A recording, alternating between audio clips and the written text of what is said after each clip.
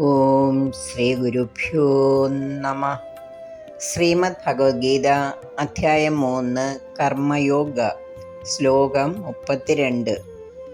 യേതദപ്യസൂയന്തോ ജ്ഞാനുതിഷ്ഠന്തി may മതം സർവജ്ഞാനവിമൂഢാംസ്താൻ വിദ്ധി നഷ്ടാനചേതസഃ. യേതദപ്യസൂയന്തോ ജ്ഞാനുതിഷ്ഠന്തി may മതം സർവജ്ഞാനവിമൂഢാംസ്താൻ വിദ്ധി നഷ്ടാനചേതസഃ. ഭഗവാൻ പറയുന്നു, ആരാണോ എൻ്റെ അഭിപ്രായത്തിൽ കുറ്റവും കുറവും കണ്ടെത്തി അവയെ അനുസരിക്കാതിരിക്കുന്നത്, ആ അജ്ഞാനികളും അവിവേകികളുമായ ആളും സ്വയം നശിച്ചവരാണെന്നറിയുക.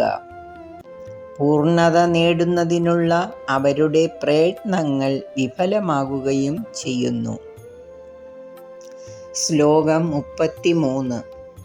സദൃശം ചേഷ്ടതേ സ്വസ്യ പ്രകൃതേജ്ഞാനവാനപി പ്രകൃതിം യാന്തി ഭൂതാനി നിഗ്രഹ കിം കരിഷ്യതി. സദൃശം ചേഷ്ടതേ സ്വസ്യ പ്രകൃതേജ്ഞാനവാനപി പ്രകൃതിം യാന്തി ഭൂതാനി നിഗ്രഹ കിം കരിഷ്യതി. ശാസ്ത്രപരിജ്ഞാനമുള്ളവർ പോലും സ്വന്തം പ്രകൃതി ഗുണങ്ങൾക്കനുസൃതമായിട്ടാണ് പ്രവർത്തിക്കുന്നത്. എല്ലാ ജീവജാലങ്ങളും അങ്ങനെ തന്നെ പ്രവർത്തിക്കുന്നു. പ്രകൃതി ഗുണങ്ങളെ നിരോധിക്കാനോ മറികടക്കാനോ ആർക്കും കഴിയുകയില്ല. അതിനാൽ നീയും സ്വന്തം ക്ഷത്രിയധർമ്മമനുസരിച്ച് പ്രവർത്തിക്കുക. തൻ്റെ പ്രകൃതിക്ക് അനുയോജ്യമായി തന്നെയാണ് ജ്ഞാനിയും പ്രവർത്തിക്കുന്നത്. ത്രിഗുണങ്ങളിൽ നിന്ന് ആർജിച്ച സ്വഭാവത്തിനനുസരിച്ച് എല്ലാവരും പ്രവർത്തിക്കുന്നു.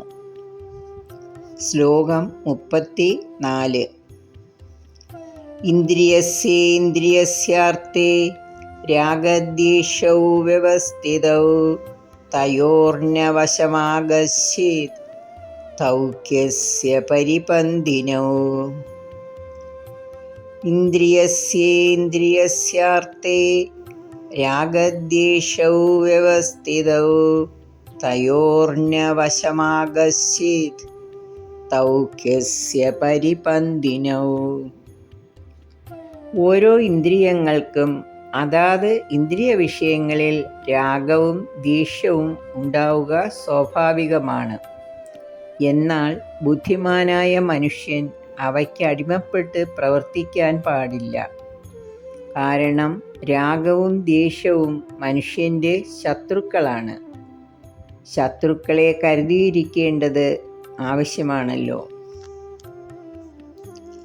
ഇന്ദ്രിയ സംബന്ധികളായ വിഷയങ്ങളോടുള്ള ആസക്തിയും വിരക്തിയും നിയന്ത്രിക്കുന്നതിന് ചില തത്വങ്ങളുണ്ട്. ഒരാളും ഈ ആസക്തി വിരക്തികളുടെ അധീനത്തിലാവാൻ പാടില്ല. എന്തുകൊണ്ടെന്നാൽ അവ ആത്മസാക്ഷാത്കാരത്തിൻ്റെ വിലങ്ങുതടികളാണ്. ശ്ലോകം 35. ശ്രേയാൻ സ്വധർമ്മോ വിഗുണഃ പരധർമാത് സ്വനുഷ്ഠിതാത് സ്വധർമ്മേ നിധനം ശ്രേയഃ പരധർമ്മോ ഭയാവഹഃ. ശ്രേയാൻ സ്വധർമ്മോ വിഗുണഃ പരധർമാത് സ്വനുഷ്ഠിതാത് സ്വധർമ്മേ നിധനം ശ്രേയഃ പരധർമ്മോ ഭയാവഹഃ. ഓരോരുത്തരും സ്വധർമ്മം അനുഷ്ഠിക്കുക തന്നെ വേണം. നന്നായി അനുഷ്ഠിക്കപ്പെട്ട പരധർമ്മത്തെക്കാളും ഗുണരഹിതമായ സ്വധർമ്മം മഹത്തരമാണ്. സ്വധർമ്മ നിർവഹണത്തിൽ മരിക്കേണ്ടി വന്നാലും അത് ശ്രേയസ്കരമാണ്. പരധർമ്മമാകട്ടെ ഭയജനകവുമാണ്. തെറ്റോടുകൂടിയതാണെങ്കിൽ പോലും തനിക്ക് വിധിക്കപ്പെട്ടിട്ടുള്ള ചുമതലകൾ നിറവേറ്റുകയാണ് അന്യരുടെ കർത്തവ്യങ്ങൾ ഭംഗിയായി നിർവഹിക്കുന്നതിനേക്കാൾ നല്ലത്. അന്യരുടെ വഴി സ്വീകരിക്കുന്നത് ആപത്കരമാണ്. സ്വധർമ്മ നിർവഹണത്തിനിടയിൽ നാശം സംഭവിച്ചാൽ പോലും അത് മറ്റുള്ളവരുടെ കർമ്മം ചെയ്യുന്നതിനേക്കാൾ ശ്രേയസ്കരം തന്നെ. ഹരി ഓം.